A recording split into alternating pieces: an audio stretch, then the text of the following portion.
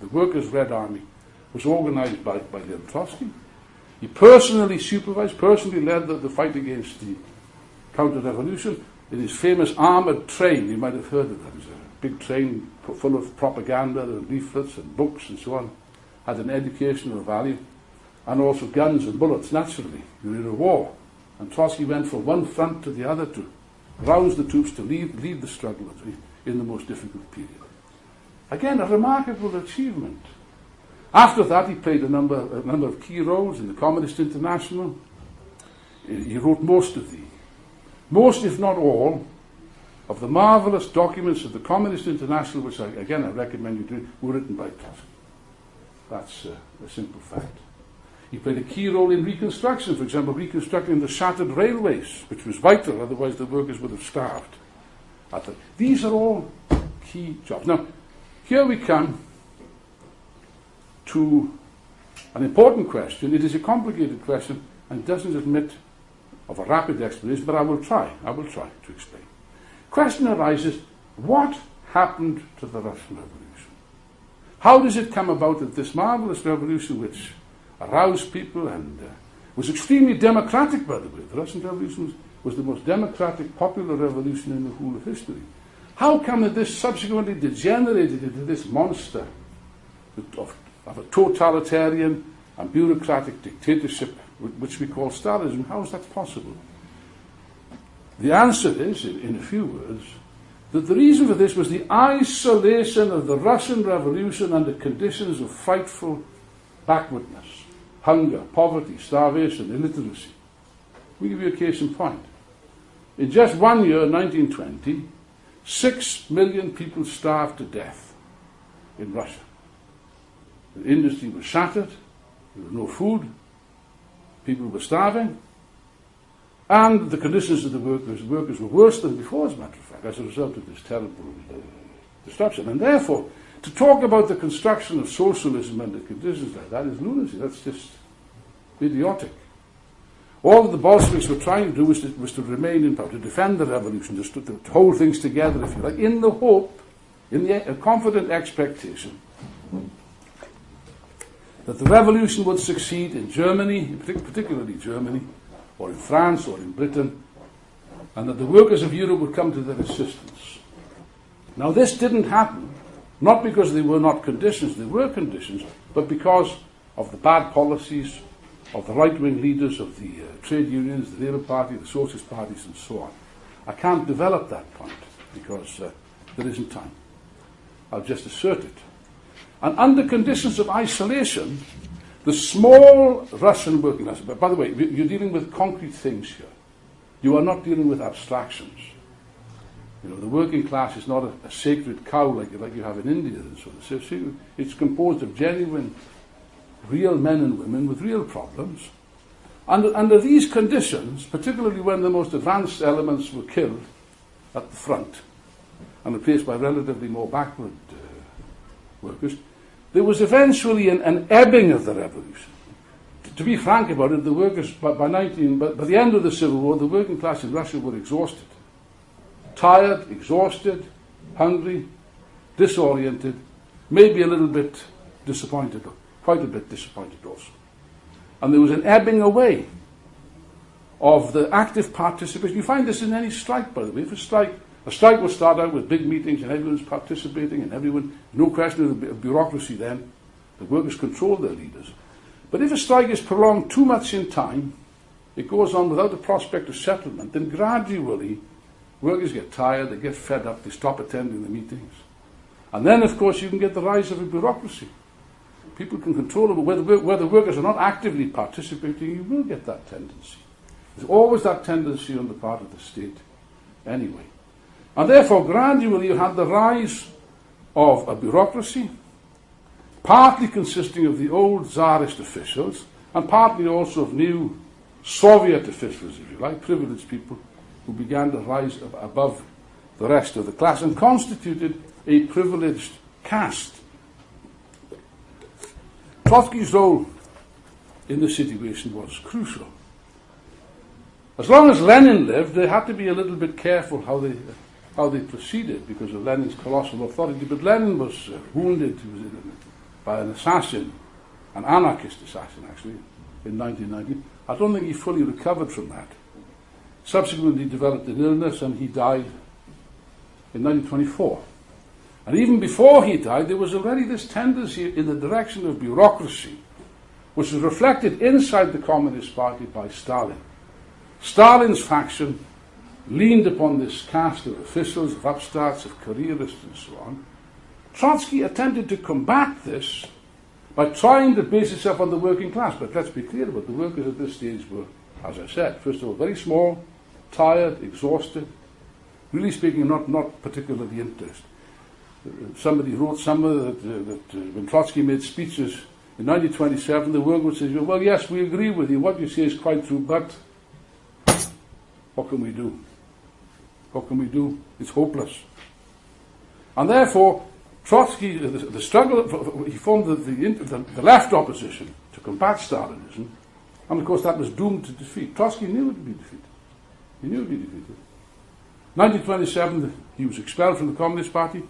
1928, he was expelled from Russia and sent to Turkey. Stalin didn't dare to kill him at that stage, although Zinoviev did warn Trotsky. You think you're discussing ideas. Stalin's not interested in ideas. He's aiming at your head. And that prediction came to be absolutely true. But at this stage, Stalin he wasn't confident enough to do this. That came later.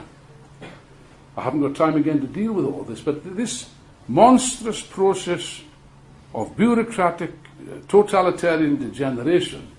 And by the way, let's go back to our friend Service and all the other slanderers. What's the main argument? I don't have to read Service's book, I know what he will say.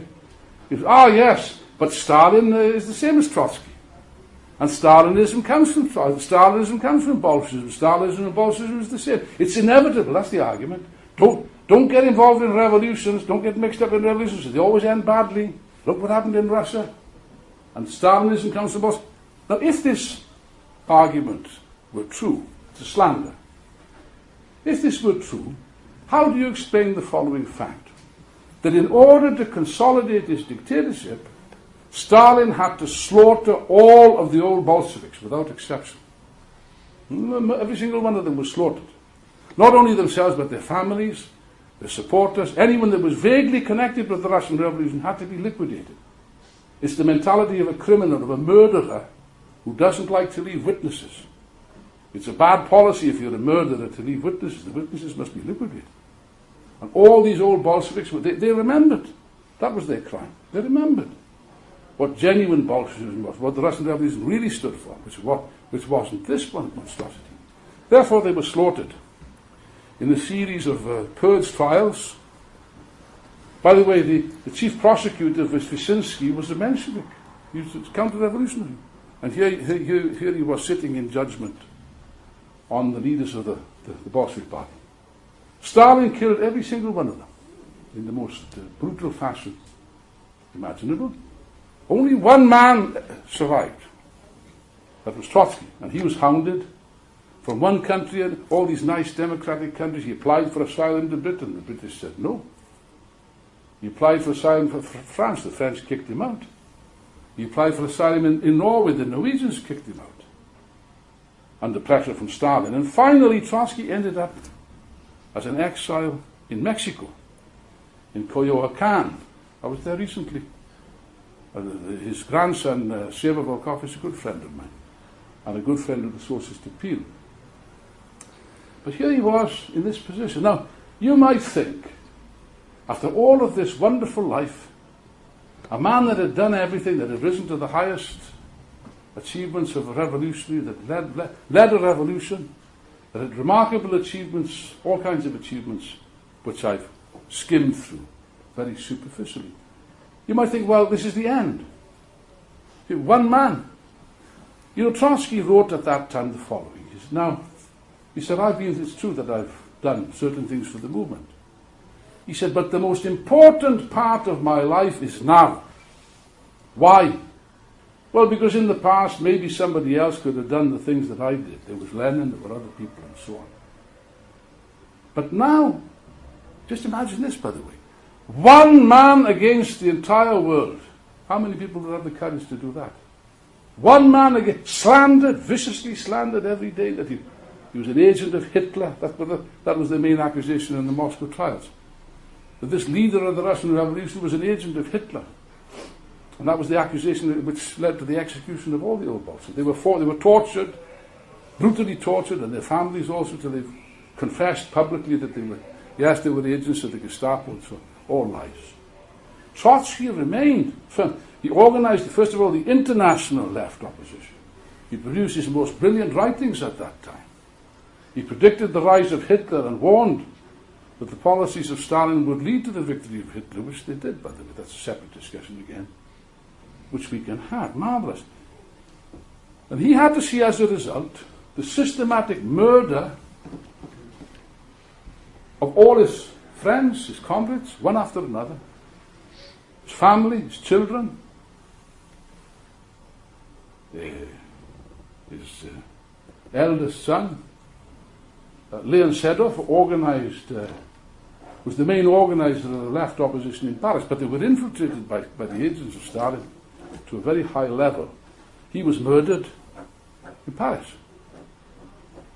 The cruelest blow was when his youngest son, Sergei, was not political. He was not active in politics. He was a scientist, actually, mathematician, I think.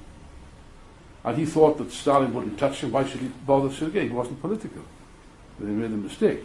Sergei was arrested, disappeared. Trotsky and his wife knew nothing about his whereabouts. Actually, he was shot in 1937 in one of Stalin's camps.